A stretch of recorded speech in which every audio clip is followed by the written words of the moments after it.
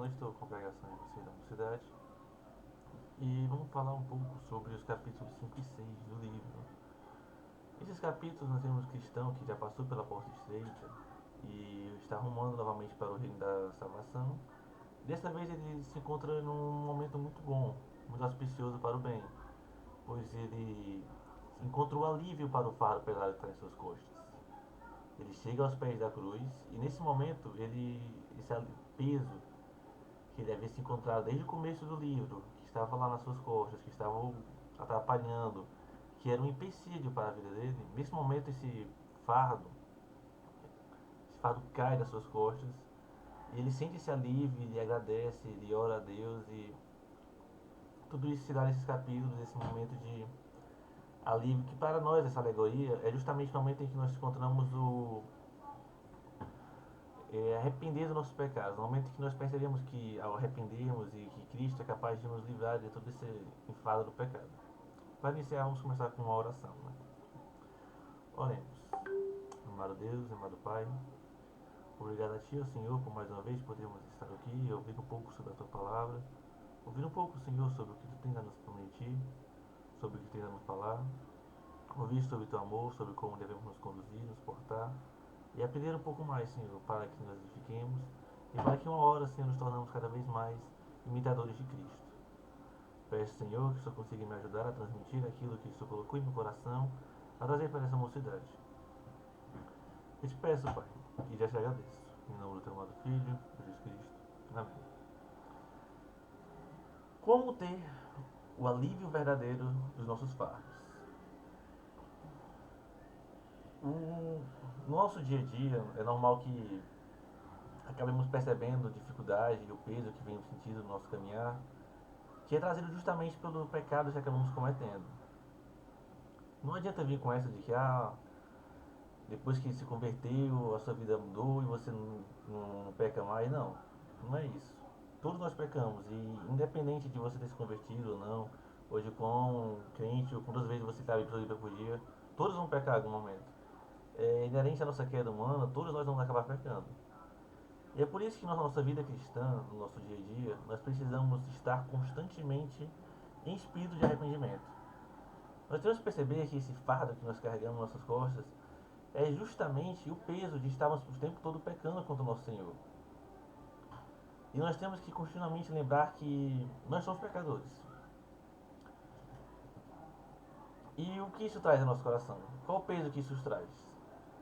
Não, não é algo fácil de ficar todo mundo admitindo, eu sou um grande pecador, mas é a realidade. No decorrer de nossa vida, é isso que, ao aprender cada vez mais sobre a palavra do nosso Senhor, é isso que nós temos que nos refletir e chegar a perceber o momento em que, ao caminharmos mesmo com Cristo, nós caímos, nós somos humanos, nós somos pecadores.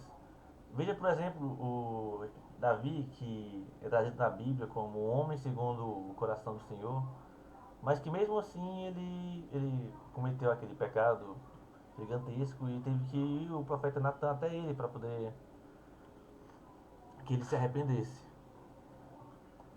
E não adianta ficarmos o tempo todo olhando para o próximo, para o irmão, porque no fim, a pessoa que nós mais vamos conhecer o pecado é nós mesmos. Veja, por exemplo, o que fala Paulo em 1 Timóteo 15, que ele diz a seguinte: Cristo veio ao mundo para salvar os pecadores, dos quais eu sou o pior. O próprio apóstolo Paulo assume isso. E não devemos tentar enganar nós mesmos, tentar enganar os outros, achando que somos melhores ou piores, porque na verdade o pior pecador que você vai conhecer é você mesmo, e mesmo assim você não vai conhecer tanto os seus próprios pecados como Deus já conhece. O que é horrível, porque mesmo que você se esforce diariamente a se botar os joelhos no chão e começar a orar, você ainda não vai conseguir pedir perdão por todos os pecados que você cometeu. Então, como a gente vai agir? Como a gente o que fazer quando sentir todo esse peso desse pecado que está nas nossas costas? Como devemos atuar, o que devemos fazer, como devemos proceder nesse momento? A primeira coisa que nós temos que fazer é perceber que nós somos pecadores. Para podermos se arrepender, nós temos que assumir o fato de que nós estamos errados, nós estamos na lama, nós estamos sujos com essa mancha. É como eu vi uma boa representação disso, que é, imagine que você está nadando na lama. E aí você sai dela e vai entrar no carro. Você não vai querer entrar no seu carro desse jeito, todo sujo de lama, depois de estar passando uma obra e de estar lá aquele encharco de água, de lama e aquele, aquela massa batida que encharcou os sapatos e a sua roupa. Você não vai querer entrar desse jeito, você quer se limpar antes de entrar na sua casa. E é justamente isso. Se a gente quer caminhar e rumar junto à casa do Senhor, a primeira coisa que nós temos que fazer é assumir que estamos sujos para que possamos nos limpar. É nisso que entra o arrependimento. E o arrependimento é algo muito importante e sempre foi reconhecido, desde a igreja primitiva até as igrejas mais modernas, como algo essencial para a vida cristã. No exemplo da 95 Tese de Lutero, a primeira tese dele dizia o seguinte, em uma tradução livre: dizendo nosso Senhor e Mestre Jesus Cristo, arrependei-vos, certamente que toda a vida dos seus crentes na terra seja contínuo arrependimento. E essa referência que ele faz, justamente a passagem de Cristo, da fala dele, é que nós precisamos ter uma vida constante de arrependimento, porque nós estamos constantemente falhando. E não temos como ter um alívio do nosso fardo, senão estamos constantemente colocando, aumentando o nosso fardo. Não temos como ter um alívio dele se nós também não estivermos constantemente nos arrependendo e tentando nos livrar dele. E essa é a base para a nossa vida com Deus. Quando estamos lendo as Escrituras, como se deu no início do ministério, quando lemos as Escrituras, nós vemos como se deu o início do ministério de Cristo. Antes de Cristo começar a pregação, como já havia sido profetizado por Isaías, nós vemos o ministério de João Batista, que está justamente a pregação do arrependimento. Por exemplo, em Mateus, capítulo 3, versículos 1 a 3, fala o seguinte: naqueles dias surgiu João Batista, pregando no deserto da Judeia. E ele dizia: arrependam-se, porque o reino dos céus está próximo. Este é aquele que foi anunciado pelo profeta Isaías, voz do que clama no deserto. Preparem o caminho para o Senhor. Façam veredas retas para ele. E João Batista vinha justamente afrontar o povo que estava nessa condição pecaminosa constante e achando, por serem descendentes de Abraão, de que já estavam salvos por isso, e que não é verdade. O que nós, como crentes, sabemos é que a única forma de realmente termos uma relação com Deus e com Cristo, de realmente termos certeza da nossa salvação, é quando assumimos que somos homens pecadores, somos homens com esse fardo nas nossas costas, com esse peso nas nossas costas, e que nós precisamos ir nos arrepender e buscar em Cristo de joelhos e clamar por Ele por perdão por esses erros constantes que cometemos. E não foi apenas João Batista que na história da Bíblia traz essa palavra de arrependimento. É uma palavra constante quando se faz o estudo bíblico. Por exemplo, nós temos Natan levando Davi a se arrepender. Nós temos Jonas indo até os ninivitas pregar sobre arrependimento, dentre tantos outros. E não tem como haver perdão se não haver esse arrependimento. Se você quer sentir o perdão, se você quer se aliviar desse peso do pecado, você tem que sentir o peso que ele causou em você. Por exemplo, vamos voltar de novo a Davi. Depois que Natan chega até Davi e leva toda aquela história que ele conta e Davi se arrepende e sente naquele momento todo o peso do pecado, nós temos um salmo feito por Davi justamente nesse momento. E é bem interessante ver através desse salmo o peso que o pecado que descobriu causou no Davi. Abram aqui comigo, acompanhem um pouco na leitura, o Salmo 51. Salmos 51, eu vou ler do 1 ao 12, mas eu recomendo que vocês depois, com mais um pouco de calma em suas residências, leiam o Salmo por completo, que é muito interessante ver o peso que ele traz. Veja aí, versículo 1. Tende misericórdia de mim, ó Deus, por teu amor. Por tua grande compaixão apaga minhas transgressões. No segundo, lava-me de toda minha culpa e purifica-me do meu pecado. Nesse momento ele já está aí clamando a Deus, porque ele percebe que sozinho não conseguiria se livrar.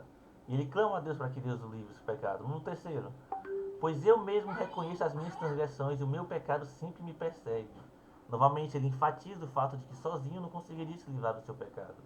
Ele enfatiza que ele precisa que uma intervenção de Deus, porque ele percebeu que ele é fraco, que ele sozinho não consegue se livrar disso. No quarto, contra ti, só contra ti pequei, e fiz o que tu reprovas, de modo que é justa a tua sentença e tens razão de condenar-me. Ele percebe que ele é incapaz sozinho de impedir a condenação. Por isso que ele roga a Deus. Porque é apenas a misericórdia dele que é capaz de nos tirar desse lamaçal, dessa condenação do pecado que cometemos constantemente. Indo para o versículo 5. Sei que sou pecador desde que nasci, sim, desde que me concedeu minha mãe. E aqui Davi reconhece novamente que não importa a situação, desde que nascemos, desde que você é pequena, criança, a Bianquinha, todos nós já somos pecadores desde nossa nascença. Nós já nascemos como pecadores. Não existe isso de, porque ele é criança, porque é muito jovem. Não. Em todo momento da nossa vida, o pecado já está incrustado em nós. Indo para o versículo 6. Sei que desejas a verdade no íntimo, e no coração me ensinas a sabedoria. No 7.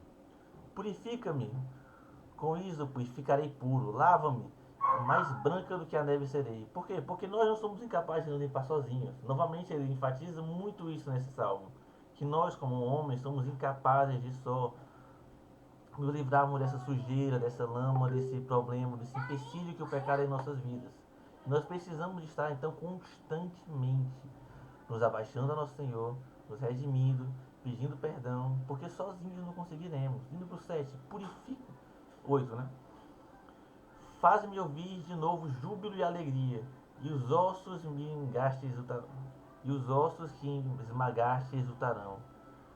Esconde o rosto dos meus pecados, apaga todas as minhas iniquidades. O que é isso? Ele percebeu o pecado dele, e a percepção de todo esse pecado, de toda essa falha que ele sentiu, é tão grande, é uma mácula tão grande quando ele percebeu a falha e a queda que ele teve, que a felicidade que ele tinha se esvaiu, e que agora ele clama a Deus tanto para que ele seja purificado desse pecado, pois apenas quando ele conseguir transmitir isso a Deus que a felicidade é capaz de voltar a ele.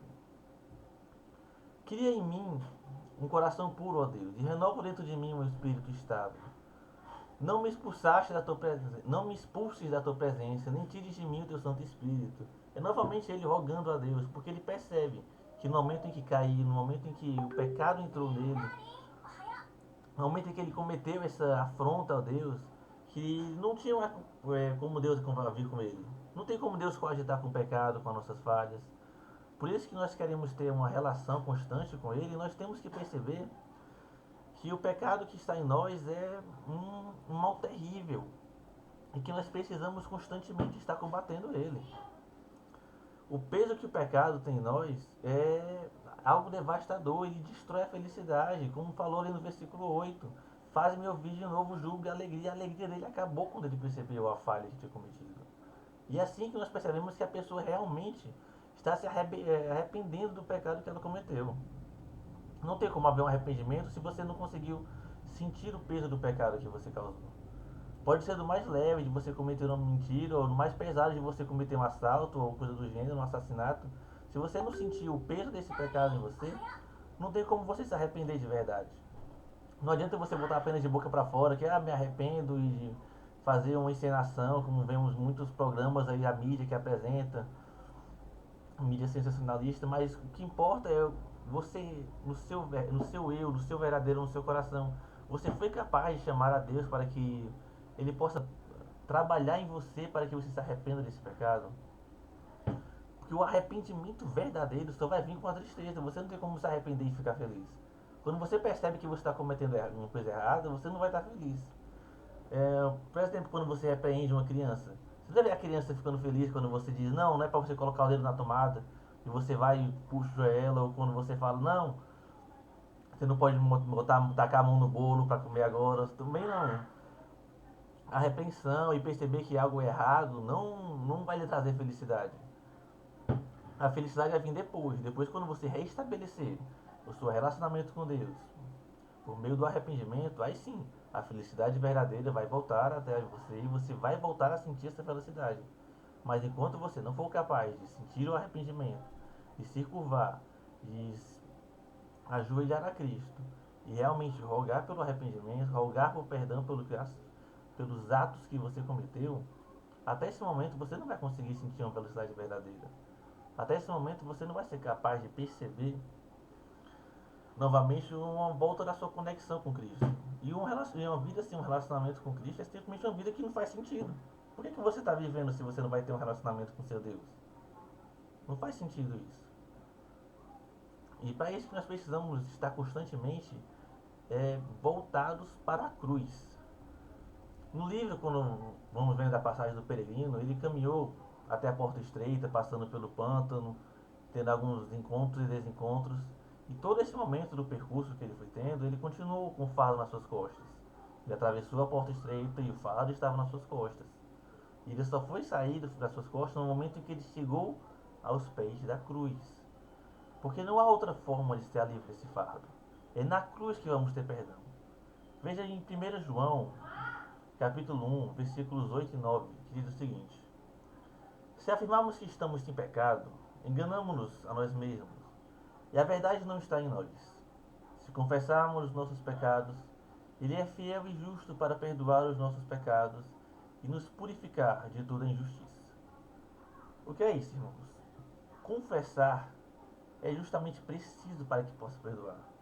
Se nós queremos encontrar o perdão de Deus, se nós queremos encontrar o alívio desse fardo do pecado que está em nós precisamos ser capazes de confessar a Deus. Precisamos chegar até Ele em oração, precisamos chegar até Ele com nossos joelhos e clamor e pedir: Pai, nos perdoa por esse ato que eu cometi. Pai, me perdoa pelo ato que eu cometi, que só Tu sabes, que eu mesmo já não sou capaz de perceber.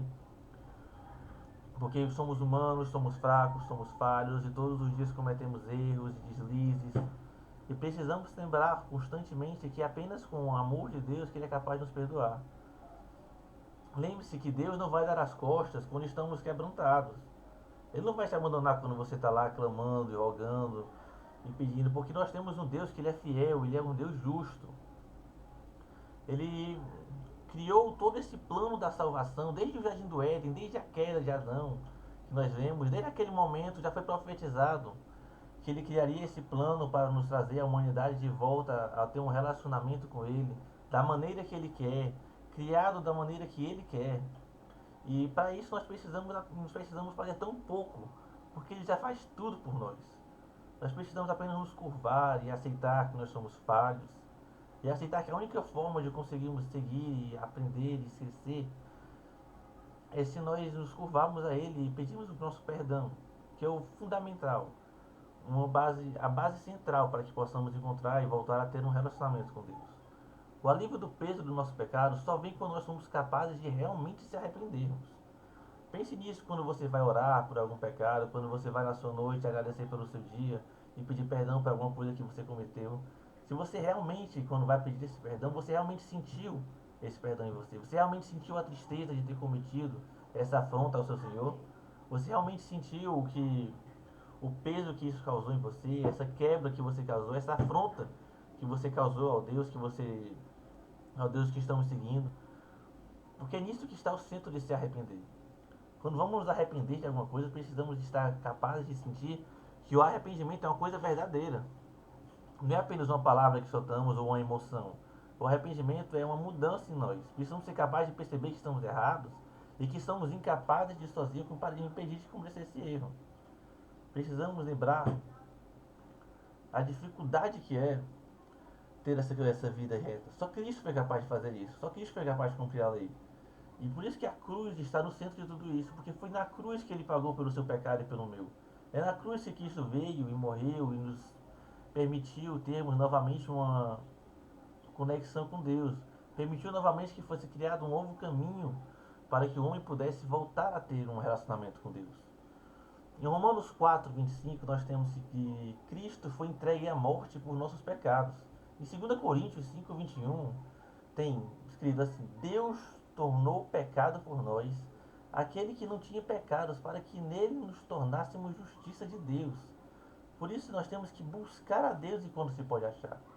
Não podemos desistir ou ficar tentando esconder o que erramos, o que cometemos, as afrontas que fazemos. Nós temos que sempre lembrar que Deus é onisciente, Deus é onipotente, Deus sabe dos pecados que nós cometemos muito mais do que nós mesmos. E se nós realmente queremos encontrar um alívio para esse fardo nas nossas costas, encontrar o alívio que é mostrado no livro, na passagem do peregrino, nós precisamos encontrar uma forma de buscar arrependimento. Precisamos nos curvar ao Senhor.